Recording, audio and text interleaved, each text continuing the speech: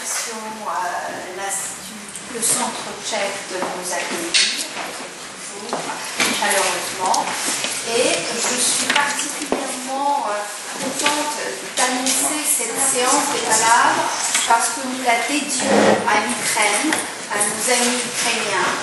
Et c'est une séance donc où les palabres sont solidaires avec l'Ukraine. Et nous lirons en ouverture de cette séance un passage de la lettre ouverte de Julian Yanukovych. Alors, nous n'avons pas corrigé la traduction qui par moment peut être maladroite, parce que c'est une traduction historique, dirais-je. Elle a été faite sur le moment par un collectif de jeunes Ukrainiens qui ont fait ça bénévolement pour que la parole d'Yanukovych se diffuse en France. Donc nous avons gardé ces maladresses historiques. Et nous lirons aussi un petit extrait de la tribune que l'écrivain polonais Andrzej Stasiuk a consacrée à l'Ukraine dans Die Welt. Et Stasiuk et Yanukovych ont déjà dialogué ensemble sur les pages d'un livre Mon Europe. Et nous avons le plaisir de vous faire écouter un petit extrait de la lettre ouverte d'Yanukovych en ukrainien, lu par un acteur. Non, finalement, ça ne va pas se mettre. Pour le roman, pas pour le... Ah, pour le roman, d'accord. Bon, je passe la parole à Mateusz Chmurski, qui vient de l'Université de Lorraine, de Nancy, et qui anime cette séance des palabres. Merci à tous les participants. Merci Margocha, mesdames et messieurs, bonsoir, soyez les bienvenus à cette séance.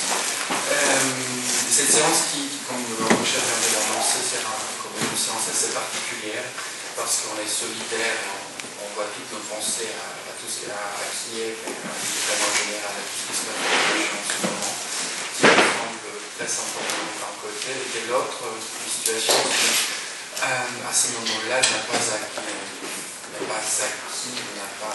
retenti d'une façon suffisamment forte, semble-t-il, en Europe occidentale, malgré sa gravité. Donc, avant de passer à la lecture de ces deux extraits, qui sont quelque part l'arrière-fond de notre réflexion aujourd'hui, je me permettrai quand même de présenter nos chers invités de ce soir. À ma droite, Christine Messer, journaliste, productrice à France Culture, qui nous parlera de la littérature autrichienne. Juste à côté, Irina Dmitrichine, maître de conférence spécialiste de la littérature ukrainienne. À ma gauche, Kinga Siatkowska-Kalba, maître de conférence polonais à l'Université de Paris-Sorbonne. Et Sergei Gavlich, professeur de littérature centre-européenne à l'Université de Paris-Sorbonne. On entendra aussi Marc Martin, excellent traducteur de la littérature hongroise moderne, qui viendra se joindre à nous tout à l'heure. Et sur ce, je me permets de passer la parole immédiatement à mon direction pour la lecture de la lettre. Bonsoir, je remercie tout d'abord les palabres d'avoir voulu consacrer cette soirée à l'Ukraine et soutenir ainsi le combat que mènent aujourd'hui les Ukrainiens. Donc, juste pour la mémoire, donc, les protestations ont commencé en Ukraine le 21 novembre, jour pour jour, 9 ans après la Révolution Orange. Ils ont commencé parce que le président Yanukovych avait signifié son refus de signer l'accord d'association dont la signature était prévue au sommet de Vilnius. Si cette première protestation pacifique était déclenchée donc par cette aspiration de l'Europe, de l'avenir européen qui échappait à l'Ukraine, très rapidement elle s'est transformée en une exigence de chute de ce régime, de l'exigence de changer ce régime, quand les Ukrainiens dénoncent aujourd'hui à la fois l'absence de justice, l'absence de réforme, la corruption omniprésente. C'est aujourd'hui en Ukraine une révolution de la dignité. Les Ukrainiens sont extrêmement sensibles et conscients du soutien extérieur qui leur parvient, et ils sont parfaitement aussi conscients que le soutien le plus fort vient des voisins immédiats de l'Ukraine, et surtout ceux qui ont souffert, comme l'Ukraine, du régime communiste. Et nous sommes bien conscients que ce sont les pays comme la Pologne, comme la Tchéquie, comme les pays baltes qui poussent l'Union européenne aujourd'hui à prendre un engagement plus important pour l'Ukraine. Et nous savons très bien tout ce que fait la Pologne avec les concerts, avec des lettres de soutien, avec les personnes qui vont se soigner en Pologne, en Lituanie, avec les journalistes qui peuvent se réfugier dans ces pays, avec des lettres des intellectuels. Aujourd'hui, cette semaine, à Prague, en demandant le président tchèque d'annuler la visite du président Yanukovych à Prague, donc il y a eu plus de 3000 signatures. Les universités polonaises ont offert aux étudiants ukrainiens qui seraient exclus de leur université pour avoir participé au Maïdan de venir et faire leurs études en Pologne. Donc les Ukrainiens sont extrêmement reconnaissants et conscients de l'importance de ce soutien. Et cette semaine, comme vous savez, dimanche, il y a eu le 10e grand rassemblement sur la place, et c'est la France qui est tenue particulièrement à l'honneur, puisque Bernard-Henri Lévy est venu faire un discours vibrant pour soutenir le Maïdan et pour dire qu'il est ukrainien et que l'Ukraine fait partie de l'Europe. Et puisque nous parlons de littérature, sachez que tous les écrivains sont aujourd'hui sur la place, qui à Kiev comme Andrukhovitch ou Kurkov ou Zabushko, qui à Lviv à Kharkiv comme Jadam. La semaine dernière, Andrukhovitch, Zabushko et Kurkov ont annoncé la création d'un fonds dédié aux victimes du Maïdan, puisque vous savez qu'il y a beaucoup de gens qui ont été sérieusement blessés, dont les biens ont été, les maisons et les voitures ont été détériorées. Donc en Ukraine aujourd'hui, l'heure est grave, il y a beaucoup d'inquiétudes, mais il y a aussi, je ne sais pas si on peut dire de l'espoir, mais en tout cas il y a une certitude que cette soif de justice et de liberté est inextinguible. L'Ukraine est bien consciente qu'elle a aujourd'hui rendez-vous avec l'histoire, et je pense que l'Europe aussi. Je voudrais vous lire donc, comme c'était convenu, ce qui était l'initiative des palabres, donc la lettre de Yulia Andrukhovitch qui avait été traduite sur place, comme il a été dit, et qui a été publiée en français en Suisse, donc dans le Temps, et dans la Croix en France, et une autre version avait été publiée à New York Times. Depuis les presque 4 ans de son régime, le régime de M. Yanukovych a conduit le pays et la société jusqu'à l'extrême limite de la tension. Pire encore, il s'est enfermé lui-même dans une situation sans issue où il doit se maintenir au pouvoir à tout jamais par n'importe quel moyen. Sinon, il aurait à faire face à la justice pénale dans toute sa gravité. L'ampleur de ce qui a été volé et usurpé dépasse tout ce que l'on peut imaginer concernant ce dont l'avarice humaine est capable. La seule réponse que ce régime a été capable de proposer face à des manifestations pacifiques qui en sont maintenant à leur 3e mois, c'est la violence qui va en s'intensifiant et qui est hybride par sa nature. Les attaques des forces spéciales sur le Maïdan s'effectuent en parallèle au harcèlement individuel. Persécution des militants de l'opposition et des participants ordinaires par les actions de protestation, surveillance, passage à tabac, incendie de voitures et de maisons, entrée par infraction dans la résidence privée, arrestation, multiples procédures judiciaires de complaisance. Le mot-clé ici est l'intimidation. Et comme elle est inefficace et les gens protestent sur une échelle de plus en plus massive, les autorités mettent en œuvre des actions répressives encore plus sévères. Aujourd'hui, dans les actualités télévisées en provenance de Kiev, vous pouvez voir des manifestants avec différents types de casques et masques sur leur visage, parfois avec des bâtons en bois dans les mains. Ne croyez pas que ce sont des extrémistes, des provocateurs ou des radicaux de droite. Mes amis et moi-même, nous sortons tous protester habillés également de cette façon. En ce sens, ma femme, ma fille, nos amis et moi-même, nous sommes aussi des extrémistes. Nous n'avons pas d'autre choix. Nous devons protéger notre vie et notre santé, ainsi que la vie et la santé de ceux qui nous sont proches et chers. Des unités des forces spéciales tirent sur nous, leurs tireurs d'élite tuent nos amis. Je ne sais pas ce qui va arriver, tout comme je ne sais pas ce que vous pouvez maintenant faire pour nous. Cependant, vous pouvez diffuser dans la mesure où vos contacts et vos possibilités le permettent, le présent appel. Et encore, compatissez avec nous, pensez en nous. Nous vaincrons de toutes les façons, peu importe de quelle manière les autorités continuent à enrager.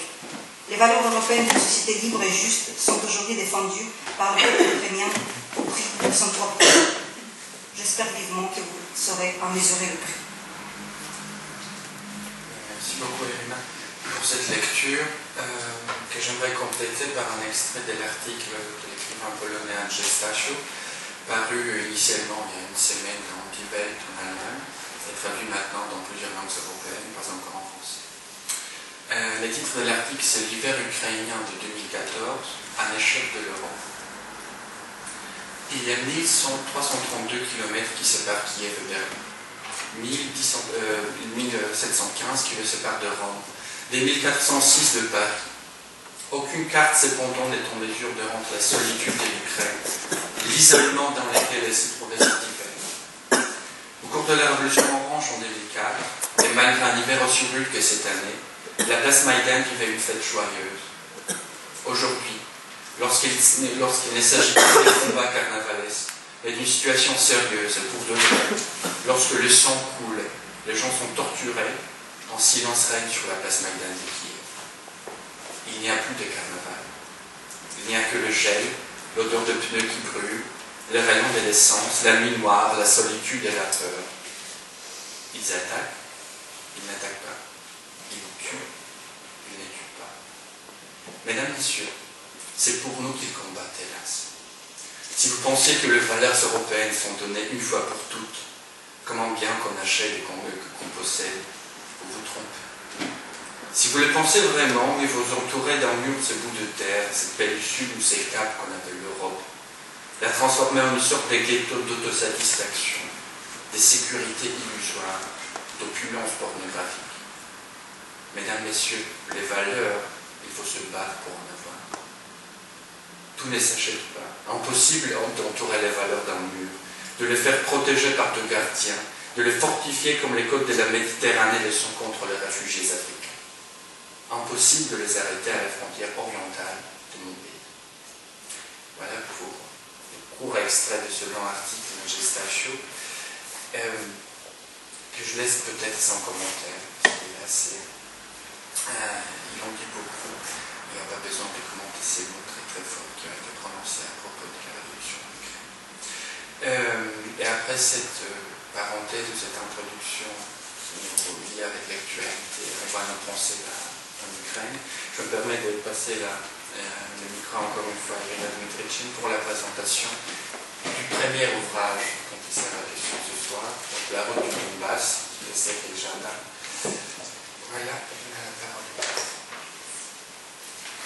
Serhii Zhadan est un écrivain qui nous vient de l'Est, contrairement à la grande majorité des écrivains qui sont connus aujourd'hui en Europe, qui sont natifs soit de Galicie et donc héritiers de cette tradition austro-hongroise ou polonaise, ou qui viennent de Kiev. Zhadan vient de l'Est du pays, ce qui est la preuve vivante de l'existence dans cet Est russifié tout au long du XXe siècle, l'existence là-bas d'une vraie Ukraine ukrainienne. C'est un homme qui est toujours présenté comme un écrivain jeune, puisqu'il a 10 ans de moins qu'Androukhovitch, il est considéré comme son successeur, plus ou moins. Il a été diplômé de littérature et il a fait sa thèse sur un écrivain, enfin sur un poète avant-gardiste des années 30, donc c'est quelqu'un qui est doté d'une véritable culture littéraire. Il a commencé d'ailleurs dans la littérature comme poète, et ce n'est qu'à la trentaine qu'il s'est mis à écrire de la prose. Et d'ailleurs, il n'y a toujours pas de frontière entre sa poésie et sa prose, et on parle aujourd'hui en Ukraine de la poésie de Zhadan, puisqu'on retrouve de la poésie dans sa prose et de la prose dans sa poésie. Il a aujourd'hui 40 ans, et donc pendant ces 10 ans, il a pu écrire un certain nombre de romans qui l'ont érigé au statut de véritable auteur culte des années 90, puisque c'est aussi cette période, la fin de l'Union soviétique et les débuts de l'Ukraine indépendante, qui représente toujours la toile de fond de ses œuvres, tout comme dans ce dernier roman où cette période est déjà vécue plus par réminiscence et en tant que souvenir, et ne constitue pas le véritable théâtre de l'action. En Allemagne, où il a été beaucoup traduit, il est très apprécié, on qualifie Zhadan de l'espèce de Scheherazade des temps modernes, et je pense que c'est en partie vrai, puisque Zhadan a cette capacité de vous prendre par la main dès le début du récit il vous amener, il faut juste se laisser faire, lui faire confiance et le suivre dans différentes péripéties, dans différents épisodes qui s'encastrent parfois sans qu'on y voit une raison, mais ce tissu finit par se reconstituer dans un tableau touchant et bien étrange. Et c'est peut-être une autre particularité de son œuvre. Jadane a beaucoup d'empathie pour ces personnages, même les héros négatifs. En fait, ils nous montrent qu'ils ne sont pas foncièrement mauvais, c'est juste qu'ils n'ont pas eu de chance, ils vivent dans des circonstances particulières et que si le sort était plus clément à leur égard, eh bien, il serait différent. Le roman dont on parle aujourd'hui, qui s'appelle dans la version ukrainienne Voroshilograd, qui est donc le titre du centre régional le plus oriental de l'Ukraine, est devenu dans la version française sur la route de Donbass, ce qui permet de refléter aussi le côté road movie de cette œuvre, un petit peu avec les accents de Easy Rider, mais permet aussi peut-être davantage expliquer aux lecteurs français de quoi il s'agit, puisque peu de gens sans doute sauraient situer sur la carte de l'Ukraine ou même sur la carte européenne cette ville. En Allemagne, le roman avait été traduit, donc le titre du roman elle porte donc sur l'histoire du jazz dans le Donbass, qui est un petit peu une petite escroquerie intellectuelle, puisque ceux qui ont lu le roman savent que le jazz n'occupe que 6 pages à partir de la page 300 à peu près. C'est juste un épisode, une incise dans ce roman. Ce roman a été tout de suite apprécié en Ukraine, est devenu donc le meilleur roman de l'année. Jadane est par ailleurs un auteur phare qui est apprécié à la fois par les intellectuels et par les couches, je dirais plus populaires, sans aucun jugement de valeur. C'est aussi un roman qui avait été primé en Russie, où Jadane est considéré comme leur écrivain, et d'ailleurs il y a eu un scandale lorsque ces œuvres ont été présentées comme, la traduction n'a pas été indiquée, c'est-à-dire qu'on induisait le lecteur en erreur, on a donné l'impression que les romans étaient écrits directement en langue russe. Ce roman a été déjà transposé en bande dessinée, et le tournage d'un film avait déjà commencé, mais donc on ne sait pas quelle sera la suite en fait, et dans combien de temps ce projet sera réalisé. C'est un roman à la fois surréaliste et réaliste, un roman lyrique et nostalgique, un roman poétique et noir, où Jadane est audacieux et généreux. Il est à la fois inattendu, et il ne trahit pas l'attente, puisque le plaisir de lecture est toujours au rendez-vous, et en refermant son dernier roman, on a toujours un regard un peu plus bienveillant à l'égard du monde qui nous entoure. Dans la fable du roman, donc le narrateur et le héros principal, âgé de 33 ans, reçoit un coup de fil d'un ami de son frère, qui lui apprend que son frère a disparu et qu'il doit revenir dans leur région pour régler les problèmes liés à leur propriété. Cette propriété est une pompe à essence, et de fait, lorsque cet héros opère un retour en arrière, en fait on pourrait dire qu'il opère un retour en enfer. Et lorsqu'il se retrouve dans cette réalité, en fait, il n'en sortira plus, puisqu'il est revenu pour sauver les gens qui sont restés coincés dans cette réalité. Il prend conscience à travers les périples, donc pas tout de suite, mais à travers différents périples, où on le voit assister à un enterrement tzigane, à un mariage, observer les contrebandiers, croiser la route des Mongols, donc des clandestins qui essaient de rejoindre l'Europe. Donc à travers différents périples, il se rend compte que le mot le plus important dans l'existence, c'est la fidélité. Fidélité à sa famille, à ses amis, à sa terre, à ses idéaux, quand bien même la situation est désespérée et sans issue. En fait, on se rend compte que Jadane écrit sur l'absurde de l'existence, tout en trouvant le moyen, toujours, ne serait-ce que par le fait qu'il est resté dans cette région, qu'il ne l'a pas quittée. Nous prouvons que dans toute situation aussi désespérée soit-elle, il y a toujours une raison d'espérer. Et peut-être on devrait davantage méditer le credo qu'il avait énoncé dans une de ses poésies. Lorsque tu as le choix, choisis toujours la liberté. Si tu es en minorité, défends-toi.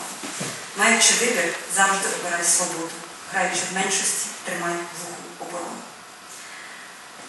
Nous avons parlé d'un extrait de lecture et j'avais beaucoup de mal à choisir puisque ce roman passe constamment d'une réalité très crue et noire vers des envolées poétiques. Donc il y avait un embarras de choix entre une singulière beauté sur les rêves provoqués par des substances narcotiques, les passages pittoresques sur le tzigane, des morceaux magnifiques sur les Mongols perdus dans les steppes, les pages étranges sur le jazz, puisqu'effectivement on parle d'une version sans doute tout à fait imaginée de l'arrivée du jazz dans cette région. Et en fait, toutes ces parenthèses ne sont que des incises qui permettent de sortir la tête de l'eau, de prendre un bol d'air et de replonger de nouveau dans cette réalité. Et en fin de compte, il m'a paru important peut-être de prendre un extrait qui parlerait de la réalité de cet Est ukrainien, de cette région qui a été totalement lumpénisée et prolétarisée, où le traumatisme soviétique fait que les gens ont pratiquement perdu la capacité de résister, de créer, et qui sont réduits peut-être à cette attente d'assistanat. Et il y a quelques jours, j'ai fait connaissance d'un jeune homme qui est acteur, donc, qui a joué pendant 9 années au théâtre d'art, que vous avez peut-être eu l'occasion de voir l'année dernière au théâtre de la ville ou au théâtre Sylvie Montfort. Et il m'a dit qu'il avait été auditionné justement pour le rôle du héros principal, pour le rôle de German, de ce roman. Et donc choisissant ce morceau sur l'Est ukrainien, je me suis demandé qu'il faudrait peut-être lui demander quel morceau on lui avait demandé à lire pour donc cette audition. Et il se trouve que c'est justement le morceau que j'avais mis en premier qui avait été auditionné, enfin qu'il avait lu pour cette audition. Et donc peut-être c'est effectivement le choix a été arrêté là, et j'invite donc Dmytro Yaroshenko de lire avec votre accord cet extrait en ukrainien, pas très long, et que je vous lirai ensuite en français.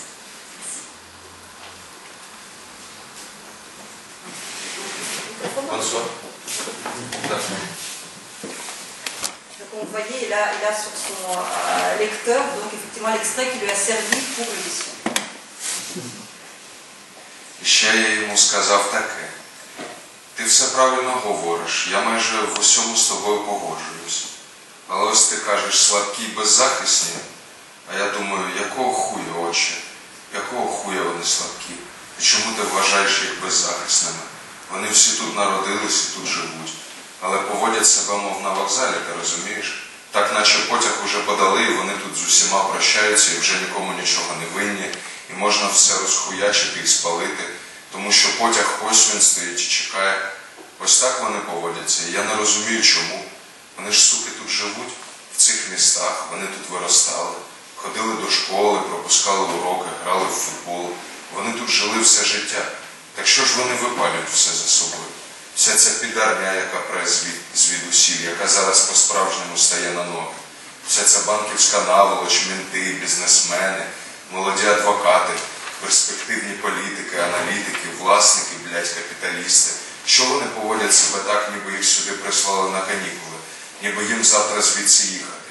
Вони ж насправді нікуди не поїдуть, вони залишаться тут. Ми з ними закуповуємось у тих самих магазинах. Які вони беззахисні, очі, які слабкі. В них сталеві щелепи, чувак. Вони загризуть тобі тебе, коли їм це буде потрібно. Де ж їхня беззахисність? Ти теж все правильно говориш, відповів він на це, але забуваєш про одну річ. Агресію породжує саме беззахисність і слабкість. По-моєму, вони вкінець охуювають саме через власну слабкість, по-твоєму, так і через беззахисність. І що ж з цим робити? Роби, що робив Гера, відказав пресвітер. Роби, що робив, не ігноруй живих і не забувай про мертвих.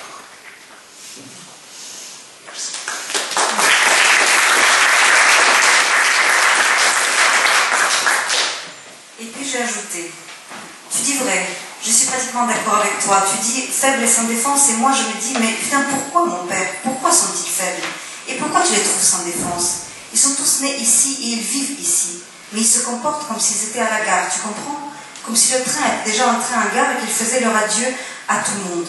Et comme s'ils ne devaient plus rien à personne et qu'on pouvait tout foutre en l'air et mettre le feu parce que le train est déjà là et qu'il les attend. Voilà comment ils se conduisent. Et je ne comprends pas pourquoi. Ils vivent tout de même ici, ces connards, dans ces villes. Ils ont grandi ici. Ils allaient à l'école, sécher les cours, jouer au foot. Toute leur vie a passé ici. Pourquoi brûlent-ils tout sur leur passage? Toutes ces saloperies qui montent de partout, ces banquiers pourris, ces flics, ces hommes d'affaires, ces jeunes avocats, ces politiciens promis à un grand avenir, ces analystes et ces propriétaires, ces capitalistes de mes deux, pourquoi se comportent-ils comme s'ils étaient venus ici en vacances? Comme s'ils allaient partir demain? Car en réalité, ils ne vont pas partir. Ils vont partir nulle part. Ils vont rester ici et nous faisons les courses dans les mêmes magasins. Sont-ils vraiment sans défense, mon père? Sont-ils faibles? Ils ont des mâchoires en acier, mec. Ils te trancheront la gorge s'il le faut. Peut-on vraiment dire qu'ils sont sans défense? Tu dis vrai toi aussi, m'a-t-il répondu, mais tu oublies une chose. C'est l'insécurité qui fait naître l'agressivité et la faiblesse. Tu crois qu'ils perdent complètement la tête à cause de leur faiblesse? Oui, et à cause de leur insécurité. Et que faire avec ça? Fais ce que tu as toujours fait, Guerre, a répondu le prêtre. Fais ce que tu as toujours fait. Ne néglige pas les vivants et n'oublie pas les morts. Merci beaucoup, Irina, pour cette lecture. Merci à l'acteur. Et merci pour cette traduction, puisque il faut aussi, je tiens aussi à préciser que c'est grâce à la traduction d'Irina Dmitrich qu'on peut admettre en français ce qu'on pourrait appeler, pour résumer un peu vos propos, une sorte de conte, pas tout à fait blanc et noir, mais plutôt un conte par la Deschênes, notamment pour Jardin. Un texte qui me semble tenter de concilier cette Ukraine entre l'Est et l'Ouest, cette Ukraine entre communisme et capitalisme, cette Ukraine qui quelque part a le goût de l'usure d'un côté, mais de l'autre qui a un énorme espoir dans l'avenir. Je pense que sur cette note, sur ce beau extrait de poème qu'on peut s'arrêter avec Jardin. Et je passe la parole, on va passer à l'ouvrage sur une tonalité tout à fait différente, si vous voulez bien. D'un grand classique de la prose autrichienne, assez pessimiste aussi dit, Thomas Lenn. Non, pas du tout pessimiste. Je passe la parole à Christine Lesser.